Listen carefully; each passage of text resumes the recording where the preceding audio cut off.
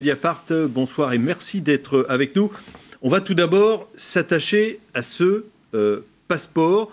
Qu'y a-t-il, d'après vous, de choquant à ce que Alexandre Benalla ait eu un passeport donc renouvelé pour lui le 24 mai?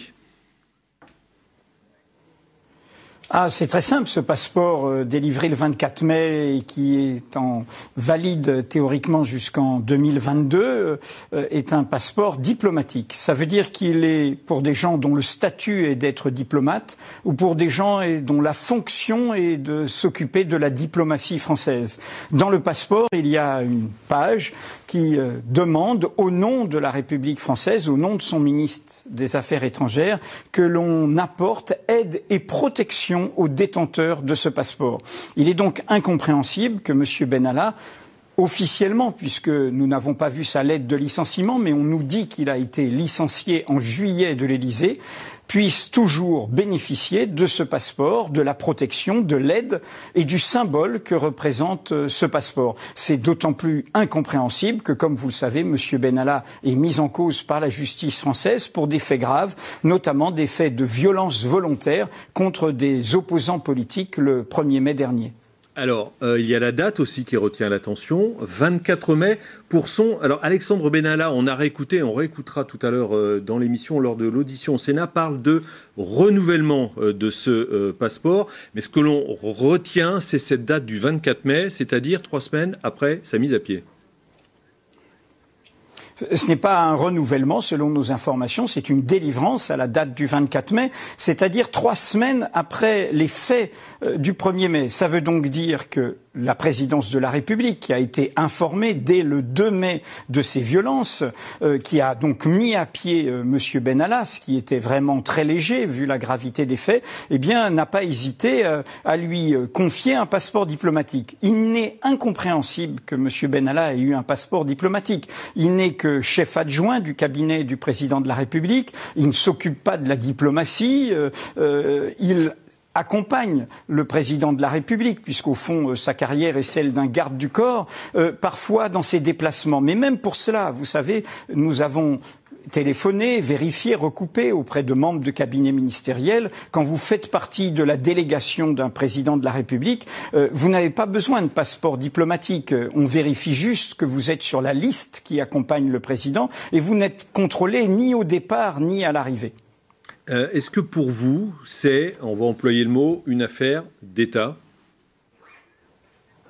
Bien sûr, c'est ce que nous disons en accumulant les pièces du puzzle. Il y a un fait divers au départ, c'est-à-dire un jeune collaborateur de président de la République qui se comporte comme un nervi dans un régime autoritaire. Car frapper alors qu'on n'est pas policier, qu'on n'a aucune autorité pour le faire, pour exercer ce qu'on appelle la violence légitime de l'État, même si elle peut être excessive parfois, frapper des opposants politiques est évidemment indigne d'une démocratie. Dans un régime normal, M. Benalla aurait dû quitter la présidence de la République le 2 mai et personne n'en aurait parlé. Quelle est l'affaire d'État? L'affaire d'État, c'est que ce fait divers, eh bien, il est couvert. Monsieur Benalla est protégé. Monsieur Benalla est soutenu, est aidé et on le voit dans toute sa morgue actuelle, il bénéficie d'une sorte d'impunité. C'est la vérité du mot indulgence qu'a demandé le président de la République à son égard. Et là, nous voyons avec cette nouvelle pièce de puzzle, ce passeport diplomatique, eh bien, une confirmation de cette énigme. Nous documentons le comment. Monsieur Benalla est à l'évidence protégé au plus haut sommet de l'État. Le pourquoi, eh bien, c'est la question qu'il faut poser aujourd'hui à la présidence de la République. Et est-ce que vous avez une idée sur ce pourquoi? Parce que c'est évidemment, après toute votre démonstration, la question qu'on a en tête. Écoutez, je vous recommande de lire beaucoup Mediapart et tous les éléments de ce puzzle. Nous avons par exemple révélé ces dernières semaines que Vincent Kras, qui est un peu son alter ego et que l'on voit dans les violences du 1er mai, a, en juin dernier, alors qu'il est permanent de la République en marche, alors que le scandale n'a pas éclaté, alors qu'il a ses entrées à l'Élysée, bénéficié d'un versement d'argent de près de 300 000 € d'un oligarque russe qui est soupçonné de lien avec la mafia russe pour sa société de sécurité. Excusez du peu et du mélange des genres entre quelqu'un qui peut se réclamer du parti majoritaire, de la présidence de la République, et en même temps qui fait des affaires privées. Nous avons aussi révélé que M. Benalla fréquente, il est à tu et à toi à Londres, avec Alexandre Djouri, autre homme énigmatique pour le moins, qui est recherché par la justice française, qui réclame qu'il soit remis par les autorités britanniques, puisqu'il est réfugié à Londres, et Alexandre Djouri, comme vous le savez, est au cœur du réseau de corruption qui est mis en cause dans l'affaire qui menace M. Sarkozy. Et dans le même moment, toute la presse se fait état des repas, dîners, déjeuners, conseils pris par M. Macron auprès de M. Sarkozy.